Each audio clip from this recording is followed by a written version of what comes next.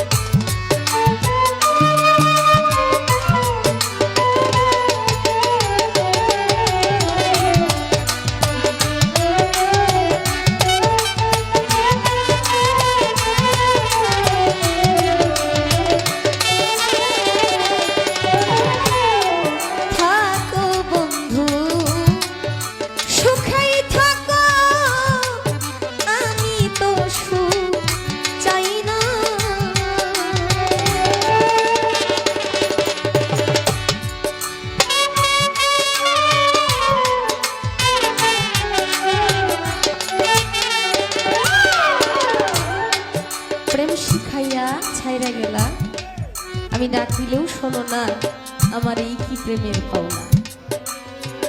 আসলে আমরা বিচ্ছেদ গান করি, অনেক বিচ্ছেদ গানই গাইছি। বিচ্ছেদ গানের যে বিষয়বস্তু এটি একদম ভিন্ন।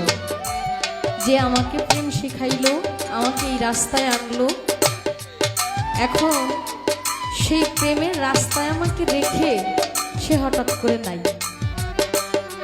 হতে পারে সেটা মুর্শিদ, হতে পারে বাবা মা, হতে পারে কোনো বন্ধু, হতে পারে দূরের ভাই। আমাকে আনলো ঠিকই, কিন্তু সে এখন আমার পাশে নাই। কত সুন্দর কথা, চিন্তা করলেই চোখের জল ধরে রাখা যায় না। আসলে বিচ্ছেদ মানে বিয়োগ হয়ে যাওয়া, একজন আরেকজনের কাছ থেকে বিচ্ছিন্ন হয়ে যাওয়া।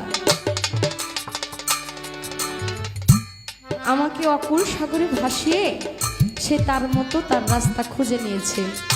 সাগরে যেমন পানা ভাসতে থাকে, কচুরি ফুল ভাসতে থাকে, আমাকে সেই মতো ভাসিয়ে সে চলে গেছে। এখন আমি তার সারা শব্দ, তার কোনো পাত্তাই পাই না। আসলে কিছু বাউল শিল্পী কিছু গান লিখেছে, বাউল কবি সালাম সরকার, ওনার বিচ্ছেদ গানের মধ্যে অনেক ভালো লাগে। উনি আমার বড় বোন মুক্তা সরকার একটা গান করলো, কেন হলো দেখা রে তোমারে দেখলাম, যারে আমি একেবারে হারাইলাম। এর মানে কি জানেন?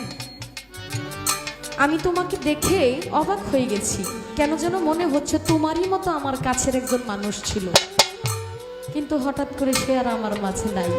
তোমাকে দেখে আমার সেই মানুষটার কথা মনে হয়ে গেছে, যে ঠিক আমার কাছের মানুষটার মতো তোমার মতো একটা মানুষ ছিল। এখন সে যে জায়গায় চলে গেছে, সেখান থেকে তাকে আর আনার কোনো উপায় নাই। এখন আমি তোমাকে কিভাবে বলি যে তুমি আমার সেই মানুষ? আমার কথা শুনে যদি তুমি কষ্ট পাও, তার জন্য গানে বললেন যে কেন হলো দেখা আমি তোমারে দেখলাম, যারে আমি একেবারে হারাইলাম।